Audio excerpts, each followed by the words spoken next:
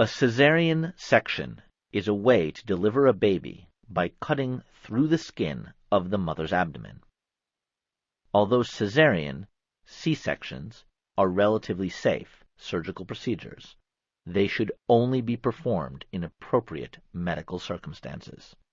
Some of the most common reasons for a cesarean are: if the baby is in a feet-first breech position, if the baby is in a shoulder-first transverse position, if the baby's head is too large to fit through the birth canal, if labor is prolonged and the mother's cervix will not dilate to 10 centimeters, if the mother has placenta previa, where the placenta is blocking the birth canal, if there are signs of fetal distress, which is when the fetus is in danger because of decreased oxygen flow to the fetus. Some common causes of fetal distress are compression of the umbilical cord, compression of major blood vessels in the mother's abdomen because of her birthing position, maternal illness due to hypertension, anemia, or heart disease.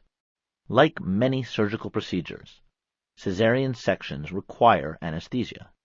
Usually, the mother is given an epidural or a spinal block. Both of these will numb the lower body, but the mother will remain awake. If the baby has to be delivered quickly, as in an emergency, the mother may be given a general anesthetic, which will make her fall asleep. During the surgery, an incision is made in the lower abdomen, followed by an incision made in the uterus.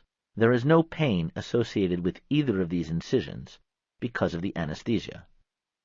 The doctor will open the uterus and the amniotic sac. Then the baby is carefully eased through the incision and out into the world. The procedure usually lasts about 20 minutes.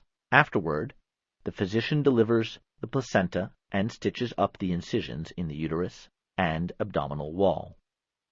Usually, the mother is allowed to leave the hospital within a few days, barring complications like wound infections. One concern that many women have is whether they'll be able to have a normal delivery after having a cesarean. The answer depends on what the reasons were for having the C-section in the first place.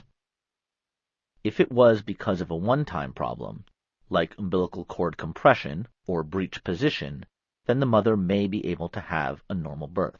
Therefore, as long as the mother has had 1 or 2 previous cesarean deliveries with a low transverse uterine incision, and there are no other indications for a cesarean, she is a candidate for vaginal birth after cesarean, also called VBAC. Cesarean sections are safe and can even save the lives of both mother and baby during emergency deliveries. Expectant mothers should be prepared for the possibility of having one. Keep in mind, in childbirth, it's not only the delivery method that matters, but the end result, a healthy mother and baby.